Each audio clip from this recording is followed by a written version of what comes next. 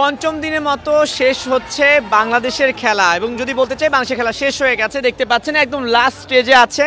তবে এই মুহূর্তে এসে বলতে চাই যে আজকে যে 6টা ম্যাচ ছিল রেড হক্স এবং রেড ক্লিফের, তারা কিন্তু দুজনে এলিমিনেটেড হয়ে গেছে।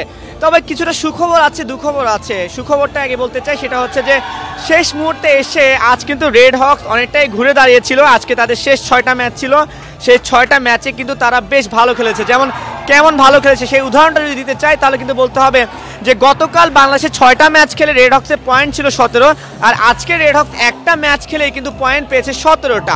এদিকে রেড ক্লিফসে কিন্তু গতকাল খেলা ছিল না, আজকে খেলা ছিল। 6টা ম্যাচ খেলেছে তারা। যদি পারফরমেন্সের কথা বলতে চাই, এভারেজ পারফরমেন্স, খুব ভালো করেছে তাও নয়, খুব খারাপ খেলেছে তাও নয়। কিন্তু রেড ক্লিফ যদি গতকালকে আজকের মতো খেলাটা খেলতো, তাহলে কিন্তু অনেকটাই এগিয়ে থাকতো এবং বলা যেত যে আমরা স্বপ্ন দেখতে পারতাম যে বাংলাদেশ হয়তো বা গ্র্যান্ড ফাইনালে উঠতে পারে।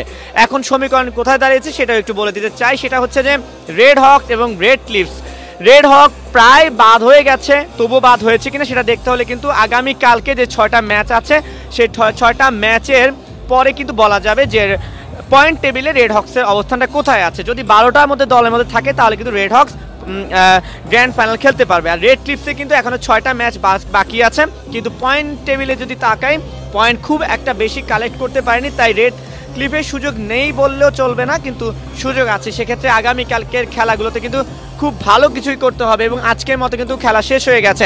আমি একটু আমাদের বাংলাদেশ থেকে অনেকে তো এখানে এসেছেন, কন্টেন্ট ক্রিয়েটর অপুর সঙ্গে কথা বলতে চাই। অপু, আপনি তো আজকের খেলাগুলো দেখেছেন, কালকের খেলাগুলো দেখেছেন, বাংলাদেশের ম্যাচ এবং পয়েন্ট নিয়ে যদি বলতে চাই যে বাংলাদেশে কি এখন আর সুযোগ আছে টপ 12-এ উঠার, অর্থাৎ গ্র্যান্ড ফাইনাল খেলার? যদি আরসিকে দেখা যায়, তাহলে হচ্ছে যে আরসির এখনো সুযোগ আছে, কারণ তাদের হাতে এখনো 6টা ম্যাচ আছে। আর যদি আরএসকের বিষয়টা দেখা যায়, তাহলে হচ্ছে যে সকল টিমের পয়েন্ট টেবিল হিসাব করা শেষে দেন তারপরে বোঝা যাবে যে আরসিকে কোয়ালিফাই করতে পারছে কি পারেনি। তো এখনো সুযোগ আছে, দেখা যাক যে সকল টিমের পয়েন্ট কতটুকু, সকল কিছু। কারণ কালকের ম্যাচের পর বোঝা যাবে যে টোটাল কত পয়েন্ট হয়েছে, মানে কাদের সকল টিমের। হ্যাঁ, আমরা দেখতে পাচ্ছি যে বাংলাদেশের প্লেয়াররা কিন্তু অলরেডি লবি থেকে নেমে এসেছে, তাদের খেলা শেষ করেছে। আমরা কিছুক্ষণের মধ্যে দর্শকদেরকে পয়েন্ট টেবিলটাও জানিয়ে দেবো যে কি হচ্ছে। এর মধ্যে বলে রাখছি যে শুধু বাংলাদেশ না, অনেক কন্টেন্ট ক্রিয়েটাররা এখানে এসেছে, অ্যাজ লাইক এখানে পাকিস্তানি অনেক কন্টেন্ট ক্রিয়েটার এবং স্পোর্টস লাভার এসেছে, তাদের সঙ্গে একটু কথা বলতে চাই। Can you said me the what about your team played? It's like you are from Pakistan, right? Yes, I'm from Pakistan and my name is Rufi Bhai. As a converter, I'm known there with Rufi Bhai name. So you asked me about Hot Shot. Yeah, say something about Hot Shot. They played today really well and really bad. I think they tried their best. They played with different strategies and they tried to give a hard time to every team. But you know, a little mistake in esports gets your team to be eliminated, and that happened. Anyways, I'll say for both Bangladesh and Pakistan team, dono bhai, dono tabahi. They like it is an international set. It doesn't matter if they are eliminated. It does not matter.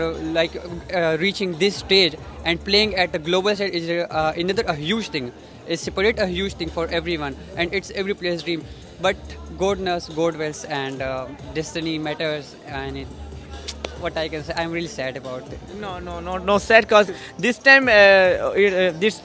time maybe they are eliminated, but I hope next time do better. Okay, Inshallah. ওকে, আমি একটু point টেবিলটা একটু দেখাতে চাই যে এখানে point টেবিলটা এসেছে। আমরা দেখতে পাচ্ছি যে আজকে যে ম্যাচগুলো হয়েছে, সেই ম্যাচে একদমই বুড়িরাম ইউনাইটেড এই যে ম্যাচটা শেষ হয়েছে, সেই ম্যাচে কিন্তু 23 পয়েন্ট নিয়েছে। টিম সলিড 20 পয়েন্ট নিয়ে দ্বিতীয় পজিশনে আছে। বাংলাদেশের টিমগুলো যদি দেখতে চাই, একদম লাস্টে 11 এবং 12তে রেড ক্লিফ এই ম্যাচ থেকে 4 পয়েন্ট কালেক্ট করেছে, এবং রেড হক্স 1টা পয়েন্ট নিয়েছে। অন্যান্য টিমগুলো কিন্তু খুব বেশি ডিফারেন্স নেই, এবং এখন একটু কিছুক্ষণের মধ্যে এই যে টোটাল ম্যাচের পয়েন্টগুলো দেখাবে, সেই পয়েন্টটাও কিন্তু আমরা আপনাকে দেখাবো। সেক্ষেত্রে হটশট কিন্তু এই ম্যাচে কিছুটা ভালো করেছে, দেখতে পাচ্ছি যে 4টা পয়েন্ট তারা কালেক্ট করেছে। আর ফ্যালকন, ইভোস, ডিভাইন থেকে শুরু করে নোভা যারা টিমগুলো আছে, তাদের কথা যদি বলতে হয় যে তারা কিন্তু বিগ টিম, তারা খুব ভালো খেলেছে। এবং টিমের যে পয়েন্ট আছে সেটা কিন্তু আমরা কিছুক্ষণের মধ্যে পেয়ে যাব। আর এই ম্যাচটাতে কিন্তু লাস্ট ম্যাচে RRQ কাজু কিন্তু হচ্ছে বুইয়া পেয়েছে 14টা পয়েন্ট, সরি তারা 26 পয়েন্ট দিয়েছে। এবং এই মুহূর্তে আমি লাস্টটা বলতে চাই যে 6টা ম্যাচে কার কী অবস্থান। আমরা দেখতে পাচ্ছি যে বুরিরাম ইউনাইটেড আজকে টোটাল 123 পয়েন্ট নিয়ে কিন্তু 1 নম্বরে অবস্থান করছে। ব্রাজিলের সলিড 94 পয়েন্ট নিয়ে আছে 2 নম্বরে। বাংলাদেশের রেড হক্স ভালো করেছে, 45 পয়েন্ট নিয়েছে, তারা আছে 7 নম্বরে। এবং রেড ক্লিফ কিন্তু আছে 28 পয়েন্ট কালেক্ট করে 11 নম্বরে। অর্থাৎ 12টা টিমের মধ্যে যে আজকে অবস্থান, সেই অবস্থানগুলো তো আমরা দেখেছি, কিন্তু দিন শেষে 18টা টিমের মধ্যে কি অবস্থা, সেই অবস্থান যদি জানতে হয় তাহলে কিন্তু আমাদেরকে অপেক্ষা করতে হবে আগামীকালকে পর্যন্ত। কারণ আগামীকালকে রেড ক্লিফের 6টা ম্যাচ আছে এবং সেই ম্যাচগুলো শেষ হওয়ার পর এভারেজ যে পয়েন্টটা আসবে সেই পয়েন্ট থেকে যে 12টা টিম টপে থাকবে তারাই কিন্তু গ্র্যান্ড ফাইনালে উত্তীর্ণ হবে। সেক্ষেত্রে রেড হক্সের চান্স খুবই কম, বাট রেড ক্লিফের এখনও সুযোগ আছে, যদিও তাদের পয়েন্ট খুবই কম, তলানিতে অবস্থান করছে। তো আমার কাছে ইন্দোনেশিয়ার জাকার্তা থেকে এই ছিল ফ্রি ফায়ার ওয়ার্ল্ড সিরিজের সর্বশেষ খবর। চোখ রাখতে হবে আপনাকে সব খবর জানতে হলে সময়ের গল্পে।